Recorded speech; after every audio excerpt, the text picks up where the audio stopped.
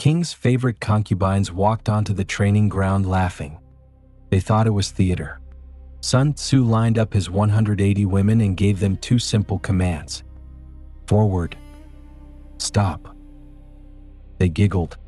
They whispered. They laughed harder. Then Sun Tzu walked to the front. He pointed at the two who had laughed first, and he executed them in front of the other 178. King Helu was furious, but Sun Tzu did not flinch. And because he did not flinch, the king gave him his army. He said a general who cannot enforce discipline is no general at all. This is not a story about war. This is a story about the version of you who moves too soon. You rush into decisions you haven't prepared for. You answer before you understand the question. You fight battles you could have avoided if you had just waited. The concubines died because they thought discipline was optional. You are not losing because you are weak. You are losing because you move without timing. After the execution, something shifted. The king stopped shouting. He watched the remaining 178 women stand perfectly still. No whispers, no laughter. The demonstration was over in minutes. But Sun Tzu had spent years understanding one thing, that the moment you enforce a standard, everything changes. The people who stay become different people. And the ones who remain because they chose to. You have the same choice. Every time you rush, you are choosing to be one of the ones who laughed. And every time you wait, every time you hold the standard, you are choosing to be the one who stays. The gap is not knowledge. It is the distance between understanding and moving. But the gap has a name. And once you know it, you cannot unknow it. You already know what you should do. That is not your problem. Your problem is that you keep doing the opposite. You see the opportunity and you grab it before checking if your hands are ready. You hear the criticism and you fire back before you understand what is actually being said. Without discipline, your ambition is just noise. Your plans are just wishes. You do not have a knowledge problem. You have a distance problem between what you understand and what you actually do. You feel the boredom and you scroll before you have finished the hard part of the work.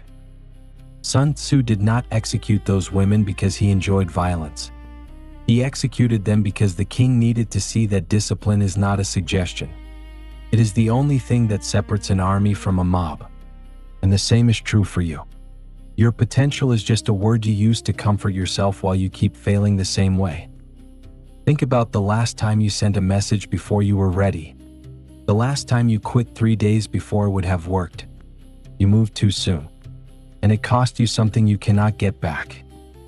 But here is what most people get wrong. They think discipline means suffering. They think waiting means weakness. They think timing is something that happens to you, not something you create. So they rush. They fill their calendar. They say yes to everything. They mistake activity for progress and exhaustion for effort. That is the struggle. You have been trained to believe that moving fast is the same as moving well. It is not. The concubines moved fast. They laughed and turned and dropped their spears. And they died because they could not do one simple thing. Stop when they were told to stop. You are doing the same thing right now. You are rushing through this scroll looking for the answer so you can close the tab and feel like you learned something. But you already know the answer. The question is not whether you understand. The question is whether you will stop rushing long enough to let the understanding land. Sun Tzu had an answer for that. But it is not what you think it is. Sun Tzu wrote that the victory is decided before the battle begins. Most people read that and think it means planning. Spreadsheets. Checklists. A detailed strategy mapped out 3 months in advance. That is not what he meant. Planning is what you do when you are avoiding the real work. Planning feels productive. Planning lets you tell yourself you are preparing when you are actually just delaying. What Sun Tzu meant was simpler and harder. He meant that you win when you position yourself so the battle never needs to be fought. The concubines did not die because they were bad at following orders. They died because Sun Tzu needed the king to see that discipline is the foundation of every victory. He did not fight the king. He did not argue. He did not explain himself. He acted once with absolute clarity, and the king understood. That is the transformation. You stop explaining. You stop defending. You stop rushing to prove you are right. You simply position yourself so the outcome is inevitable. He did not hope for victory. He did not pray for victory. He calculated it. Before the women stepped onto the training ground, Sun Tzu already knew what he would do if they laughed.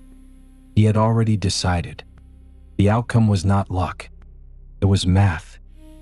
And the king saw that, not because Sun Tzu told him, but because he showed him. Generals have been studying that calculation for 2,500 years. Not because it is complicated, because it works. For you, this means something specific. Stop answering questions before you hear them. Stop saying yes to things you have not evaluated. Stop fighting battles you could have avoided by waiting one more day. The gap does not close by reading more. It closes the moment you stop moving before you are ready. You do not need more information. You do not need more confidence. You need to stop rushing. You need to let the moment arrive instead of forcing it. And you need to trust that waiting is not the same as quitting. The question is what you do with the moment when it finally arrives. So here is where you are right now. You have been losing battles you could have won. Not because you are not smart enough. Not because you are not talented enough. You are losing because you move before the moment is ready. You strike before you have positioned yourself. You fight before you have won. Sun Tzu executed the king's favorites and walked away with an army. He did not negotiate. He did not plead. He demonstrated discipline once, and the evidence spoke for itself. That is your model. Stop explaining. Stop defending. Stop rushing to prove you are right. Just position yourself so the outcome is inevitable. Then wait. When the moment arrives, you will not need to force anything. You will simply act. The version of you that rushes is the version of you that loses. The version of you that waits, prepares, and strikes once with precision, that version does not lose. This is not a lesson about patience. Patience without a plan is just delay. What Sun Tzu understood, and what most people never do, is that speed and timing are not the same thing. The fastest person in the room is not the one who acts first. It is the one who acts at exactly the right moment. Nothing before, nothing after. You already know when that moment is. You just keep ignoring it because waiting feels like falling behind. You win before the battle begins. I win before the battle begins. I win before the battle begins. I win before the battle begins.